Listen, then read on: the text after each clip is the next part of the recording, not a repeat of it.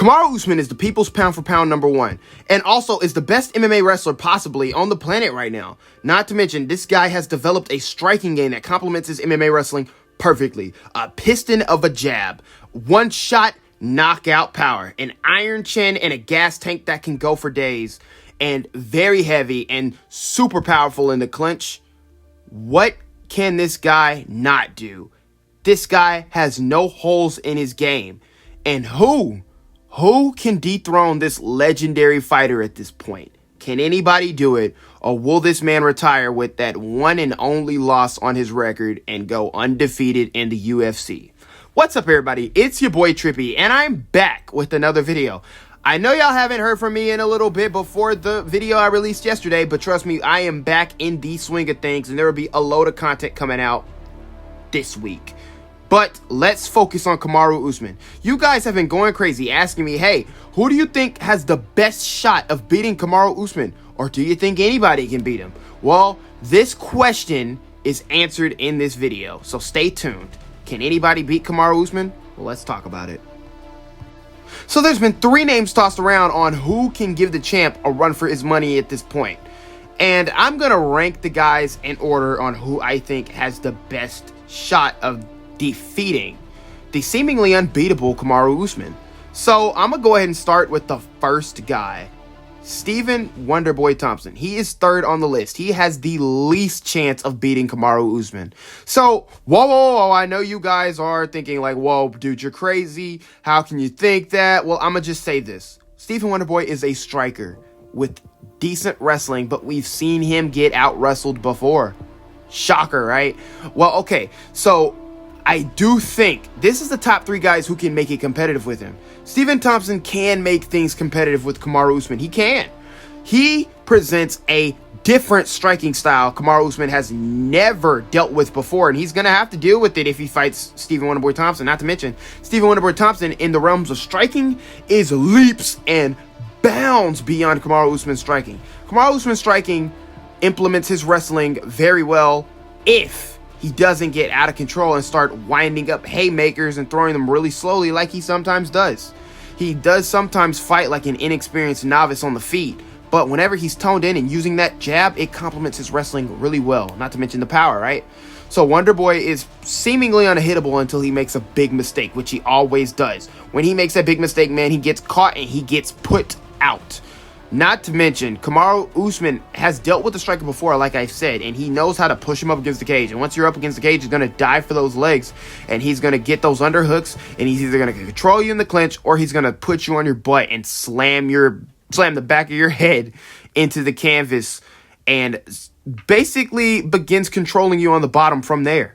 So can Stephen Wonderboy Thompson stop it? I don't think so, man. I think he's at a size disadvantage. I think Stephen Wonderboy Thompson has it on the feet, but it's these guys, man, who try to strike with Kamaru Usman, dog. Kamaru Usman, 1, is not that hittable. Whenever he does get backed up, he does shell up a little bit, but he's not that easy to hit anymore. And also, guys tend to rush their offense when they're on the feet with Kamaru Usman. And that is ill-advised, because anytime you overreach with the ill-advised shot, Kamaru Usman will just dive under, get the underhooks, either take you down, stomp on those toes, push you up against the cage, shoulder strikes, elbows, freaking clinch you up, and dude, just rinse and repeat for this guy. I think Wonderboy will be too easily controlled in the clinch. And that's just the truth of it, man. If it doesn't go to the ground, if he can stop the takedown, he'll just get controlled in the clinch. And anytime it's in the middle of the cage, he'll either be inactive or overactive and walk into stuff. And like I said, man, he gets caught, and it's one big shot from Kamaru Usman. I believe he'll put Wonderboy out. If Wonderboy can avoid all those things, Usman is in for a long night. But he is number 3 on my list because of those reasons. And now it's time to move on to the number 2 guy, Colby Covington. So Colby Covington is number 2 on the list. He has the 2nd best chance of defeating Kamaru Usman. So now I know you guys are going crazy. What? No way. Well, let me just say this. Colby Covington gave Kamaru Usman his hardest fight. Yes, I know. That fight is competitive every single time because how similar the guys are. They're both outstanding wrestlers with decent striking. But the thing is that Kamaru Usman isn't a decent striker anymore. He is a pretty damn good striker now. I wouldn't say he's elite, but he is a pretty damn good striker now. Colby Covington has become a little bit more patient, and that's what he showed in the Tyron Woodley fight. He's a little more, he's a little more methodical now, and he's slowed down a little bit, and he doesn't use a crap ton of volume with his strikes anymore. And that worked pretty well against Tyron Woodley, but that is not gonna be a recipe for success for him to beat Kamaru Usman. If he sits there and plays the methodical game, the technical game with Kamaru Usman, that jab and those body shots are going to light him up. What was the big difference in the first fight, right? It was Colby's volume, and the equalizer was Kamaru Usman's power. Anytime Kamaru Usman touched that body of Colby Covington, it got a big reaction out of him, and it slowed him down.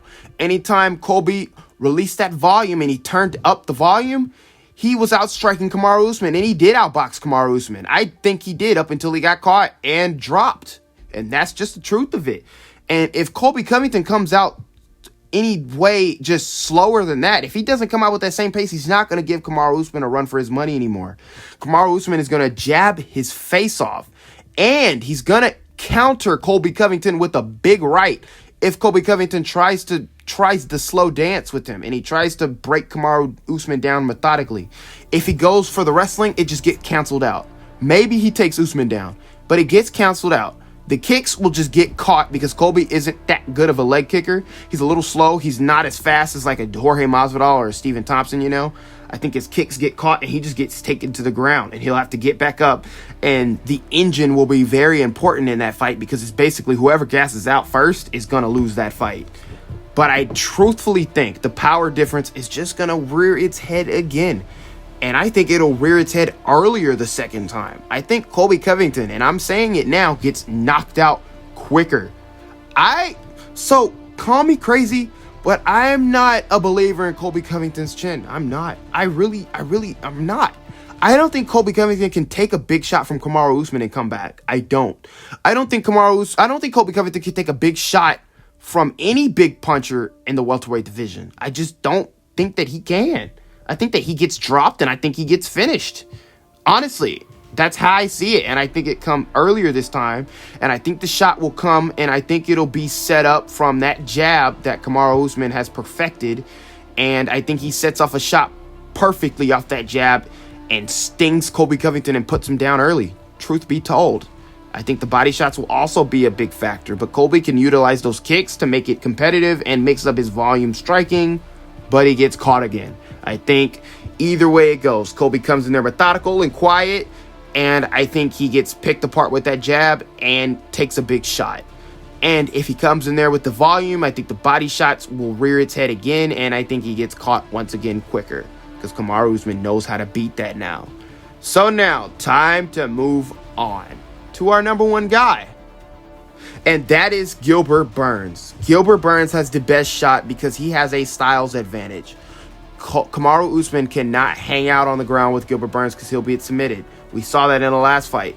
Kamaru Usman refused to go to the ground with him. And Gilbert Burns was the harder hitter and the faster striker on the feet.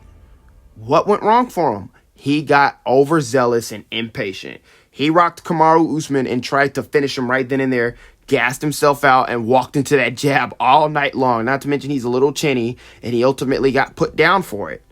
That's what happened. So let me ask you something. What if Gilbert Burns comes in there quiet? He comes in there patient. He comes in there looking to take his head off, but in a smarter way this time. He doesn't get happy and blow himself out. What happens? I think that will cause big problems for Kamaru Usman, dude. I think Kamaru Usman won't be able to take too many shots on the chin from Gilbert Burns. I really don't, and come back from it every single time. The only problem is Gilbert Burns is at a size disadvantage, man. If Usman can't sit there and outstrike him, he could just go back to the clinch. And I think, dude, like maybe 1 or 2 rounds of clinching with Kamaru Usman, and he starts beating Gilbert Burns up in that clinch, man, Gilbert Burns is gonna get gassed out. That's just the truth of it, man.